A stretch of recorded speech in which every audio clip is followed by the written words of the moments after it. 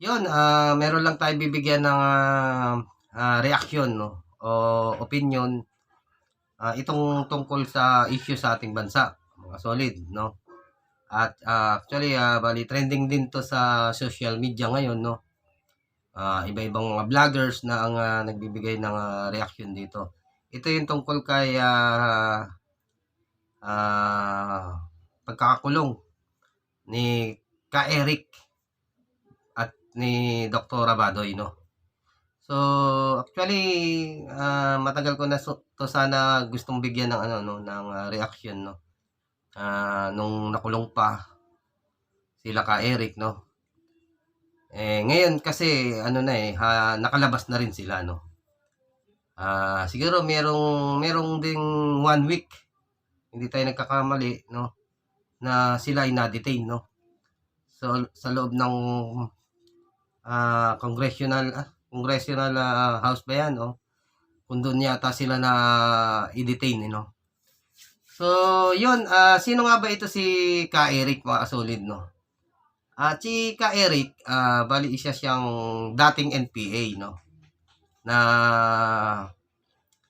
nagbalik loob na sa ating pamahalaan.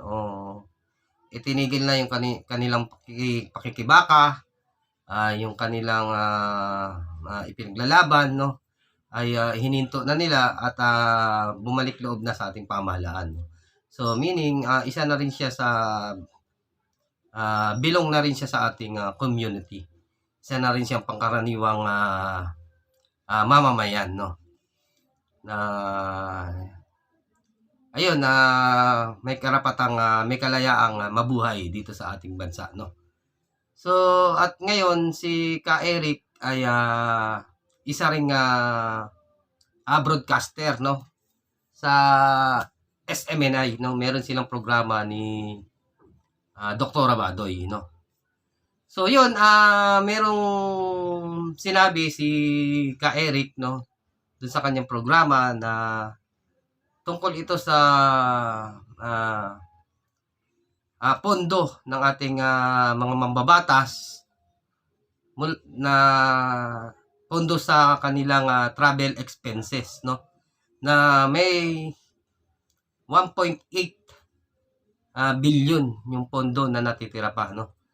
Yun yung sinasabi ni Ka Eric, no. So ayun yung kanyang naging topic dun sa kanyang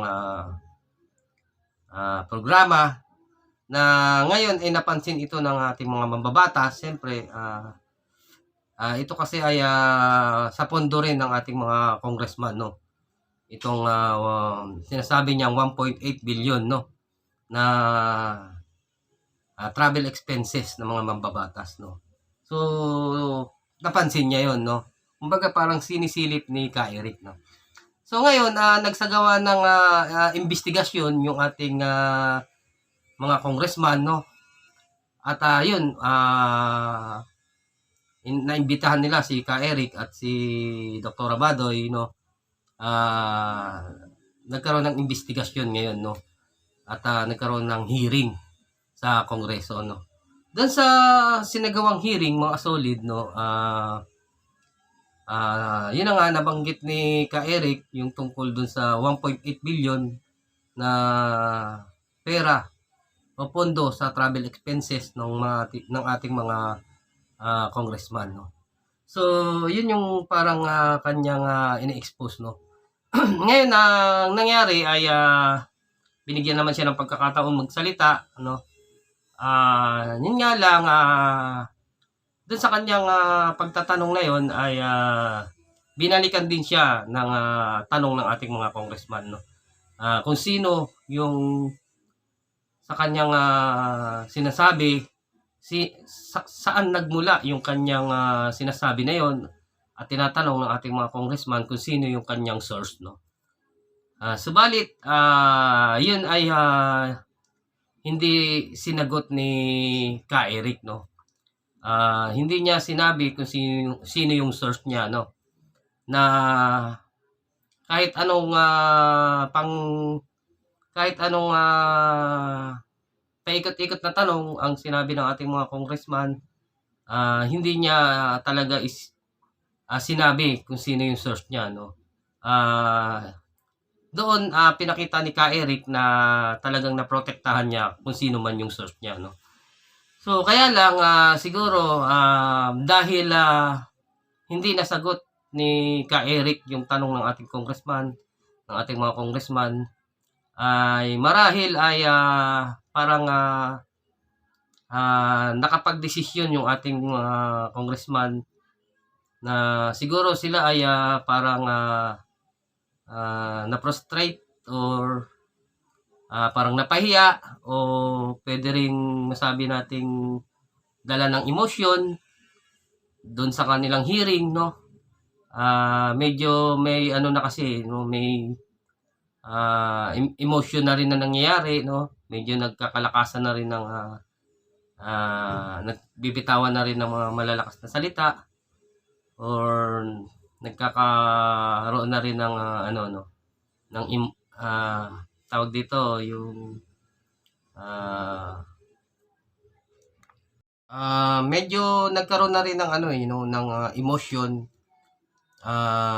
dun sa ginaganap na hearing, no? So ayun, dahil nga sa hindi direktang sinagot ni Ka Eric yung katanungan ng ating mga congressman kung sino yung kanyang source, no? Kaya nagdesisyon yung mga congressman na kung hindi niya sasagutin yung kanilang katanungan, no, ay maaring hindi matuloy yung hearing, no? At siya ay isa cite and contempt, no? Maari siyang ipakulong, no? At kasama na rin dito si Doktora Badoy, no? Yun, sa aking opinion dyan, mga kasolid, no? Bali, siguro, ang ano ko lang sa ating mga congressman na dahil sa kanilang sinasagawang hearing, no? Maaring masyado lang sigurong napahiya yung ating mga congressman or kasi isip nila parang hindi nirespeto yung ginagawang hearing at dala na rin siguro ng emosyon, no? Kaya nag-decide agad yung ating mga congressman na i-cite in contempt na to si Ka Eric, no? So maaring naguluhan din, no? So iba-iba yung siguro nangyaring pakiramdam ng ating mga congressman noon, no?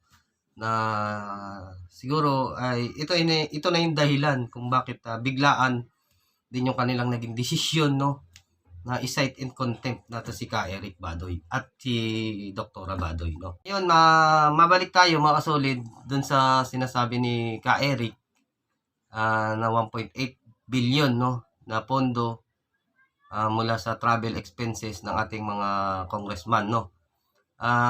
Nung time na nakalabas na siya, no, in-interview siya ng mainstream media at doon ay may nasabi siya, no, na nagkamali daw siya ng datos, no. Instead na 1.8 billion, no, 2 billion daw pala dapat, no. So nagkamali lang daw siya sa datos pero hindi siya nagkamali sa kanyang sinasabi, no. So doon mga kasolid, no, parang medyo may napansin lang ako na kung titingnan kasi natin, no, ibig sabihin saan niya nakukuha yung sinasabing 1.8 billion or ngayon naman sinabi niya 2 billion yung natitira pang pera. Ayon dun sa kanyang interview, no. So ibig sabihin lang meron pa ring nangyaring liquidation mga solid, no, na ayon sa kanyang datos, no, kung saan niya nakukuha yun, kung nare-research niya nga or nasasabi sa kanya ng source niya, no. So ibig sabihin kasi yung sinasabi ko mga solid, no, halimbawa ang pondo ay 3 billion, no? Ngayon may natirang 2 billion, no? Minus yung ganto, no? So meaning merong liquidation na nangyayari. Parang ganoon ang gusto kong i-emphasize sa inyo, no? Yung analysis lang natin, no? So pero hindi tayo dadako doon kung may liquidation man o wala, no? Gusto ko lang iklaro sa inyo mga kasolid na parang medyo di ko eksakto masabi kung bakit nung una sinabi ni Ka Eric 1.8, ngayon naman nagkamali daw siya na 2 billion pala, no? So may tanong lang kasi ako, paano niya nasasabi na biglaan na nagkamali siya, no? Although meron naman siyang source, no? Tanong ko lang kung hindi kaya wala rin siyang source, no? Or kanyang ano lang niya 'yon, no? Yung kanyang opinion lang 'yon o kanyang sinasabi niya lang, no? Kumbaga sinasabi niya lang 'yon, no? Hindi natin alam kung talagang may source siya, no? So ganun pa man mga kasolid, no? Sabihin na lang din natin na kung may source siya, no? Halimbawa, ang pinaka inano sa kanya ng source niya, no? Na tingnan yung ibinato sa kanya ng source niya na tingnan yung pera ng travel expenses, no? Yung natitira, no? Pero hindi na sinabi ng source niya siguro kung magkano pa. So maaring ganoon, no? So pagdating sa ganong sitwasyon, si Ka Eric na yung ano, yung maghahanap ng magre-research kung talagang magkano talaga yung totally na naiwan na pera sa travel expenses, no? So sa ganong sitwasyon kasi mga solid, no, parang medyo nakulangan ako o medyo parang nasilip ko lang ng konti yung kanyang sinabi ni Ka Eric, no, na parang hindi natin tiyak kung talagang may source nga ba talaga siya or siya na lang mismo yung parang nagsasabi nito, no? Kaya hindi niya masabi yung source niya dahil inoprotektahan niya yung source niya dahil pwede ring wala naman talaga siyang source, no? So yun yung gusto kong parang i-emphasize sa inyo. So ngayon mabalik na tayo dito sa sinasabi ngayon, no, na natitira nga halimbawa kung 1.8 billion nga yan, no, na natitirang pera, travel expenses, no. So ibig sabihin na saan din ba nanggaling yung datos na yan, no? Pwedeng ang nagsabi rin yan yung mga congressman na ito pa yung natitirang pera, no, sa ating travel expenses, no. So hindi ko alam kung nanggaling din yan sa ating mga congressman, no, pero parang nabalita na lang yan, no, na sila na rin mismo, no. So hindi rin ako tiyak kung talagang sila na rin mismo yung sa kanila na rin nanggaling yung balita na yan na yung pera ay sa travel expenses ay ganito pa kalaki ang natitira, no. So dito naman mga kasolid wala namang issue diyan, no. Ang kagandahan pa nga diyan, no, at sinasabi ito ng mga ating mga congressman na yung pera na natitira ay ganito pa kalaki, no. So ibig sabihin naging tapat lang sa bayan yung ating mga congressman, no. So sana ang pinaka ano na lang siguro tanong ni Ka Eric dito yung kung ano ang gagawin sa pera na natitira mula sa travel expenses, no. Hindi yung tanong niya na 1.8 billion pa yung natitira, di ba? Ganoon. At hindi natin kasi alam kung ano nga yung process sa mga pondo ng ating mga taong gobyerno o yung ating mga congressman kung ano yung paano yung sitwasyon paghahawak sila ng pondo, no. Maari kasing katulad ng sinasabi ni Ka Eric, no, na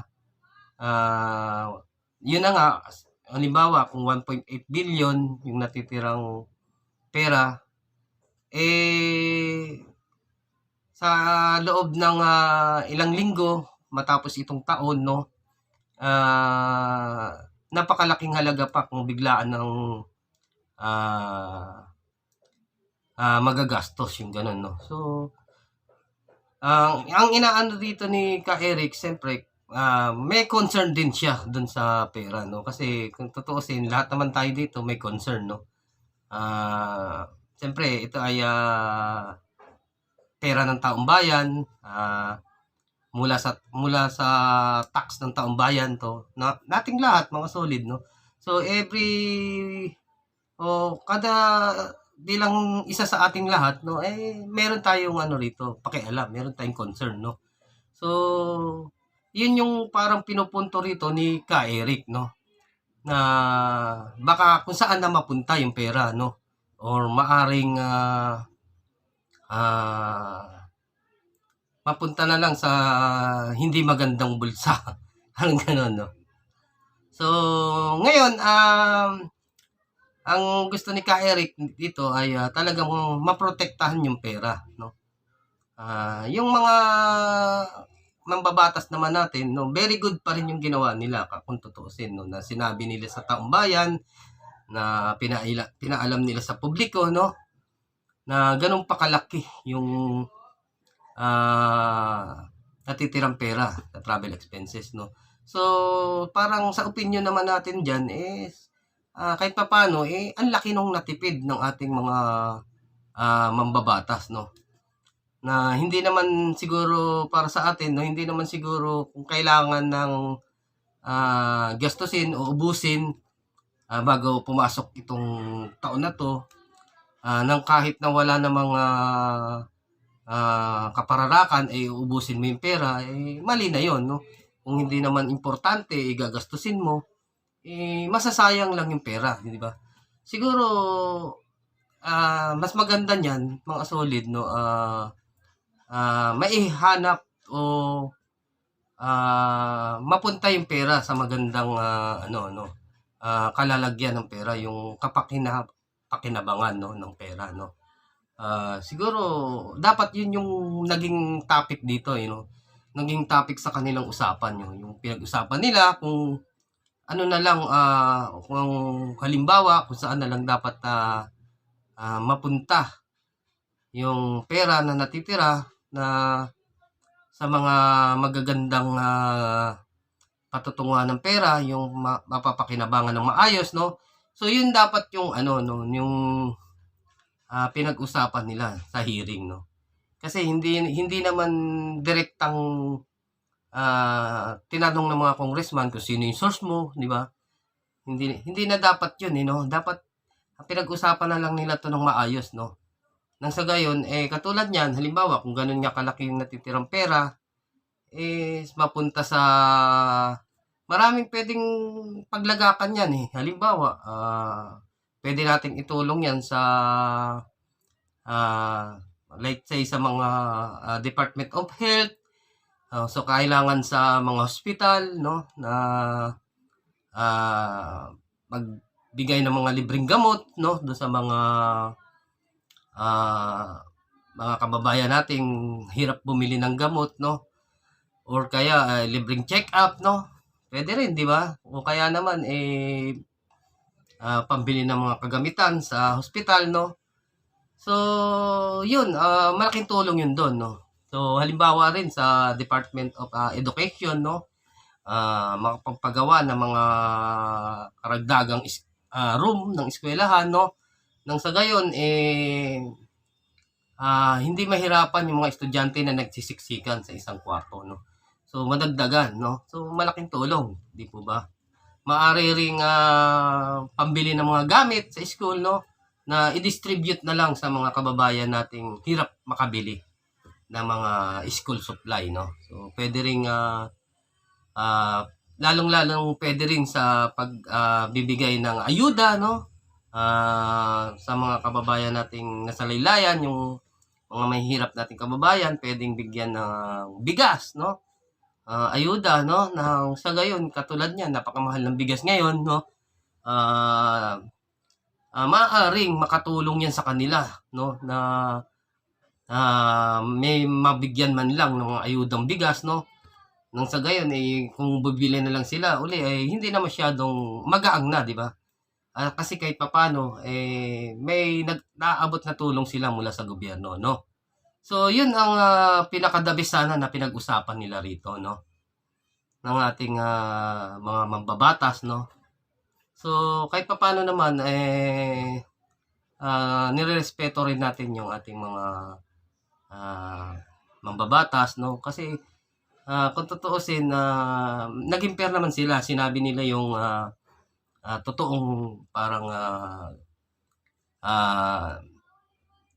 nangyari dito sa pera, ito yung natira, gano'n, no? Pwede rin sigurong may concern din sila na hindi nila inubos nung basta-basta yung pera, no? Sa walang kapararakan, no? Yung walang kapakinabangan, no? So, yun nga lang, nasilip yan ni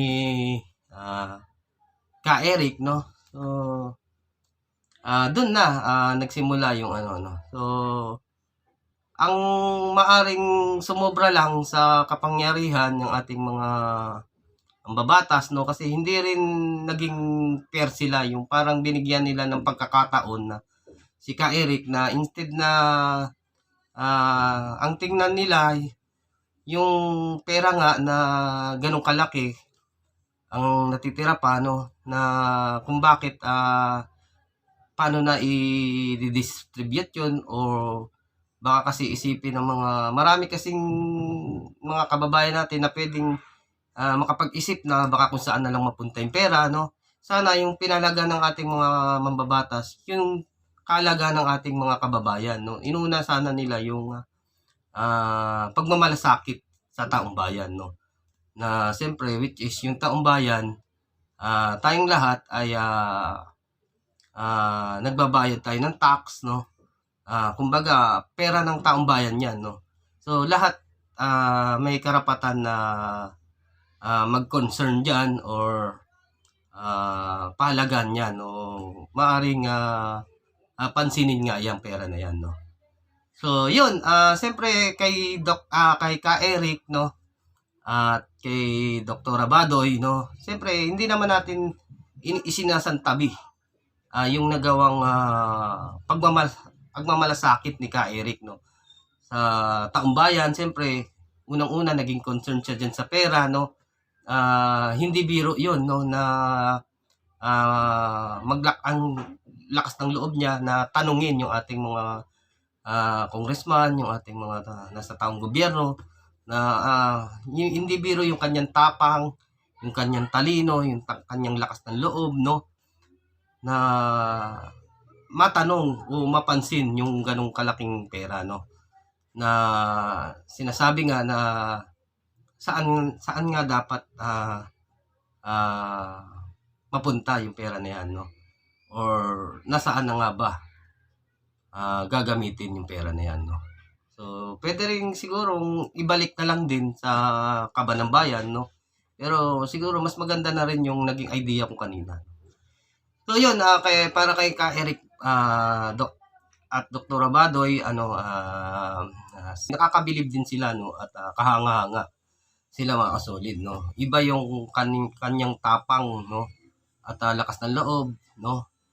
At pagmamahal sa bayan, pagmamalasakit, no? Ating bansa, ating mga kababayan, no? Iba yung pinakita dito ni Ka Eric, no? Bali yung prinsipyo niya talaga, no? Yung talagang lumabas lang kung ano yung katotohanan. Kumbaga yung siyempre hindi biro yung ginawa niya rito, no? Bali napinansin niya talaga, no? Miski mahirap din yung magiging sitwasyon niya, no? Na hindi niya na inisip yun, no? Basta ang gusto niyang mangyari ay ilabas lang yung katotohanan, no?